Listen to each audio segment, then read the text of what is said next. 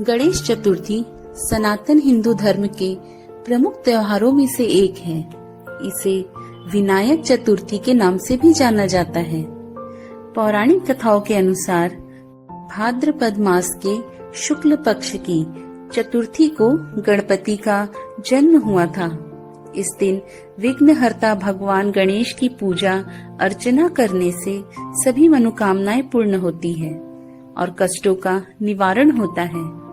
पौराणिक कथाओं के अनुसार ही इस दिन व्रत कथा सुनने या पढ़ने मात्र से भक्तों के सभी कष्ट दूर हो जाते हैं। तो आइए आज इस वीडियो के माध्यम से गणेश चतुर्थी की 4 अलग अलग कथाएं सुनते हैं।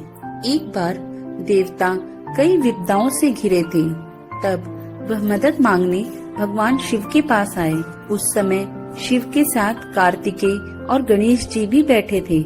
देवताओं की बात सुनकर शिव जी ने कार्तिकेय व गणेश जी से पूछा कि तुम दोनों में से कौन देवताओं के कष्टों का निवारण कर सकता है। तब कार्तिकेय व गणेश जी दोनों ने ही स्वयं को इस कार्य के लिए सक्षम बताया। इस पर भगवान शिव ने दोनों की परीक्षा लेते हुए कहा कि तुम दोनों में से जो सबसे पहले पृथ्वी की परिक्रमा करके आएगा वही देवताओं की मदद करेगा। भगवान शिव के मुख से यह वचन सुनते ही कार्तिकेय अपने वाहन मोर पर बैठकर पृथ्वी की परिक्रमा के लिए निकल गए। परंतु गणेश जी सोच में पड़ गए कि वह चूहे के ऊपर बैठकर सारी पृथ्वी की परिक्रमा करेंगे तो इस कार्य में उन्हें बहुत समय लग जाएगा। तभी उन्हें एक उपाय सूझा। गणेश अपने स्थान से उठे और अपने माता पिता की 7 बार परिक्रमा करके वापस बैठ गए। परिक्रमा करके लौटने पर कार्तिकेय स्वयं को विजेता बताने लगे। तब शिवजी ने श्री गणेश से पृथ्वी की परिक्रमा न करने का कारण पूछा। तब गणेश ने कहा, माता पिता के चरणों में ही समस्त लोक है। यह सुनकर भगवान शिव ने गणेश जी को देवताओं के संकट दूर करने की आज्ञा दी। इस प्रकार भगवान शिव ने गणेश जी को आशीर्वाद दिया कि चतुर्थी के दिन जो तुम्हारा पूजन करेगा और रात्रि में चंद्रमा को अर्घ देगा, उसके तीनों ताप यानी दैहिक, दैविक और भौतिक ताप दूर होंगे। इस व्रत को करने से व्रतधारी के सभी तरह के दुख दूर होंगे और उसे जीवन के भौतिक सुखों की प्राप्ति होगी। चारों तरफ से मनुष्य की सुख समृद्धि बढ़ेगी और पुत्र पौत्रादि धन ऐश्वर्य की कमी नहीं रहेगी। आइए अब दूसरी कथा सुनते हैं। एक समय की बात है, राजा हरिश्चंद्र के राज्य में एक कुम्हार था। वह मिट्टी के बर्तन बनाता, लेकिन वे कच्चे रह जाते थे। एक पुजारी की सलाह पर उसने इस समस्या को दूर करने के लिए एक छोटे बालक को मिट्टी के बर्तनों के साथ आव में डाल दिया। उस दिन संकष्टी चतुर्थी का दिन था। उस बच्चे की माँ अपने बेटे के लिए परेशान थी। उसने गणेश जी से बेटे की कुशलता की प्रार्थना की। दूसरे दिन जब कुम्हार ने सुबह उठकर देखा तो बर्तन तो पक गए थे, लेकिन बच्चे का बाल भी बाका नहीं हुआ था। वह डर गया और राजा के दरबार में जाकर सारी घटना बताई। इसके बाद राजा ने उस बच्चे और उसकी माँ को बुलवाया तो माँ ने सभी तरह के विघ्न को दूर करने वाली संकष्टी चतुर्थी का वर्णन किया। इस घटना के बाद से महिलाएं संतान और परिवार के सौभाग्य के लिए संकट चौथ का व्रत करने लगी। तीसरी कथा। एक समय की बात है कि भगवान विष्णु का विवाह लक्ष्मी जी के साथ निश्चित हुआ। विवाह की तैयारी होने लगी। सभी देवताओं को निमंत्रण भेजे गए, परंतु गणेश जी को निमंत्रण नहीं दिया। कारण जो भी रहा हो, अब भगवान विष्णु की बारात जाने का समय आ गया। सभी देवता अपनी पत्नी के साथ विवाह समारोह में आए। उन सब ने देखा कि गणेश जी कहीं दिखाई नहीं दे रहे। तब वे आपस में चर्चा करने लगे कि क्या गणेश जी को न्योता नहीं है या स्वयं गणेश जी ही यहाँ नहीं आए।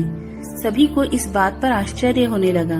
तभी सबने विचार किया कि भगवान विष्णु से ही इसका कारण पूछा जाए।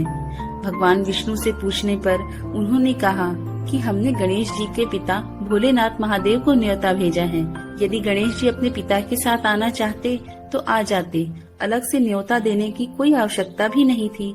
दूसरी बात यह है कि उनको 1.25 मन मूंग, 1.25 मन चावल, 1.25 मन घी और 1.25 मन लड्डू का भोजन दिन भर में चाहिए। यदि गणेश जी नहीं आएंगे तो कोई बात नहीं, दूसरे के घर जाकर इतना सारा खाना पीना अच्छा भी नहीं लगता। इतनी वार्ता कर ही रहे थे कि किसी ने सुझाव दिया, यदि गणेश जी आ भी जाएं तो उनको द्वारपाल बनाकर बैठा देंगे कि आप घर की याद रखना। आप तो चूहे पर बैठकर धीरे धीरे चलोगे तो बारात में बहुत पीछे रह जाओगे। यह सुझाव भी सबको पसंद आ गया तो विष्णु भगवान ने अपनी सहमति दे दी। होना क्या था कि इतने में गणेश जी वहां आ पहुँचे और उन्हें समझा बुझाकर घर की रखवाली करने बैठा दिया। बारात चल दी। तब नारद जी ने देखा गणेश जी तो दरवाजे पर ही बैठे हुए हैं, तो वे गणेश जी के पास गए और रुकने का कारण पूछा। गणेश जी कहने लगे कि भगवान विष्णु ने मेरा बहुत अपमान किया। नारद जी ने कहा कि आप अपनी मूषक सेना को आगे भेज दें, तो वह रास्ता खोद देगी, जिससे उनके वाहन धरती में धंस जाएंगे। तब आपको सम्मान पूर्वक बुलाना पड़ेगा। अब तो गणेश जी ने अपनी मूषक सेना जल्दी से आगे भेज दी और सेना ने जमीन पोली कर दी। जब बारात वहां से निकली तो रथों के पहिए धरती में धंस गए। लाख कोशिश करे परंतु पहिए नहीं निकले। सभी ने अपने अपने उपाय किए परंतु पहिए तो नहीं निकले, बल्कि जगह जगह से टूट गए। किसी की समझ में नहीं आ रहा था अब क्या किया जाए। तब नारद जी ने कहा, आप लोगों ने गणेश जी का अपमान करके अच्छा नहीं किया। यदि उन्हें मनाकर लाया जाए तो आपका कार्य सिद्ध हो सकता है और यह संकट टल सकता है। शंकर भगवान ने अपने दूत नंदी को भेजा और वे गणेश जी को लेकर आए। गणेश जी का आदर सम्मान के साथ पूजन किया। तब कहीं रथ के पहिए निकले। अब रथ के पहिए निकल तो गए परंतु वे टूट फूट गए, तो उन्हें सुधारे कौन। पास के खेत में खाती काम कर रहा था, उसे बुलाया गया। खाती अपना कार्य करने के पहले श्री गणेशाय नमः कहकर गणेश जी की वंदना मन ही मन करने लगा। देखते ही देखते खाती ने सभी पहियों को ठीक कर दिया। तब खाती कहने लगा कि हे देवताओं, आपने सर्वप्रथम गणेश जी को नहीं मनाया होगा और न ही उनकी पूजन की होगी, इसलिए तो आपके साथ यह संकट आया है। हम तो मूर्ख अज्ञानी हैं, फिर भी पहले गणेश को पूजते हैं, उनका ध्यान करते हैं। आप लोग तो देवता गण हैं, फिर भी आप गणेश जी को कैसे भूल गए। अब आप लोग भगवान श्री गणेश जी की जय बोलकर जाएं, तो आपके सब काम बन जाएंगे और कोई भी संकट नहीं आएगा। ऐसा कहते हुए बारात वहां से चल दी और विष्णु भगवान का लक्ष्मी जी के साथ विवाह संपन्न करा के सभी सकुशल लौट आए। हे गणेश महाराज, आपने विष्णु को जैसो कारज सारियो, ऐसे कारण सबको सिद्ध कर जो। बोलो गजानन भगवान की जय। आइए अब चौथी कथा सुनते हैं। एक बार भगवान शिव और माता पार्वती नर्मदा नदी के किनारे बैठे थे। वहां माता पार्वती ने भगवान शिव से समय व्यतीत करने के लिए चौपड़ खेलने को कहा। शिव चौपड़ खेलने के लिए तैयार हो गए, परंतु इस खेल में हार जीत का फैसला कौन करेगा, यह प्रश्न उनके समक्ष उठा। भगवान शिव ने कुछ तिनके एकत्रित कर उसका एक पुतला बनाकर उसकी प्राण प्रतिष्ठा कर दी और पुतले से कहा, बेटा, हम चौपड़ खेलना चाहते हैं, परंतु हमारी हार जीत का फैसला करने वाला कोई नहीं है, इसलिए तुम बताना कि हम दोनों में से कौन हारा और कौन जीता। इसके बाद भगवान शिव और माता पार्वती का चौपड़ खेल शुरू हो गया।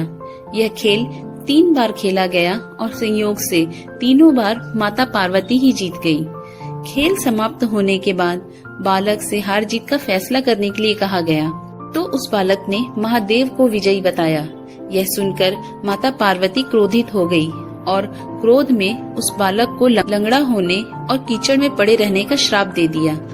बालक ने माता पार्वती से माफी मांगी और कहा कि यह मुझसे अज्ञानतावश हुआ, मैंने किसी द्वेष भाव में ऐसा नहीं किया। बालक द्वारा क्षमा मांगने पर माता ने कहा, यहाँ गणेश पूजन के लिए नाग कन्याएं आएंगी, उनके कहे अनुसार तुम गणेश व्रत करो, ऐसा करने से तुम मुझे प्राप्त करोगे। यह कहकर माता पार्वती शिव के साथ कैलाश पर्वत पर चली गई। 1 वर्ष के बाद उस स्थान पर नाग कन्याएं आईं।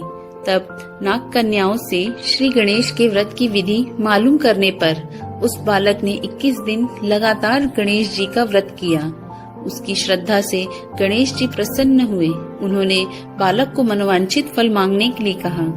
उस पर उस बालक ने कहा, हे विनायक, मुझ में इतनी शक्ति दीजिए कि मैं अपने पैरों से चलकर अपने माता पिता के साथ कैलाश पर्वत पर पहुंच सकूं और वे यह देख प्रसन्न हों। तब बालक को वरदान देकर श्री गणेश अंतर्ध्यान हो गए।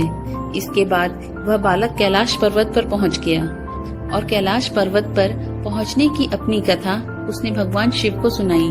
चौपड़ वाले दिन से माता पार्वती शिव जी से विमुख हो गई थी, अतः देवी के रुष्ट होने पर भगवान शिव ने भी बालक के बताए अनुसार 21 दिन तक श्री गणेश का व्रत किया। इस व्रत के प्रभाव से माता पार्वती के मन में भगवान शिव के लिए जो नाराजगी थी वह समाप्त हो गई। तब यह व्रत विधि भगवान शंकर ने माता पार्वती को बताई। यह सुनकर माता पार्वती के मन में भी अपने पुत्र कार्तिकेय से मिलने की इच्छा जागृत हुई। तब माता पार्वती ने भी 21 दिन तक श्री गणेश का व्रत किया तथा दूर्वा, फूल और लड्डुओं से गणेश जी का पूजन अर्चन किया। व्रत के 21वें दिन कार्तिकेय स्वयं माता पार्वती जी से मिलने आए। उस दिन से श्री गणेश चतुर्थी का यह व्रत समस्त मनोकामनाओं की पूर्ति करने वाला व्रत माना जाता है। इस व्रत को करने से मनुष्य के सारे कष्ट दूर होकर मनुष्य को समस्त सुख सुविधाएं प्राप्त होती है।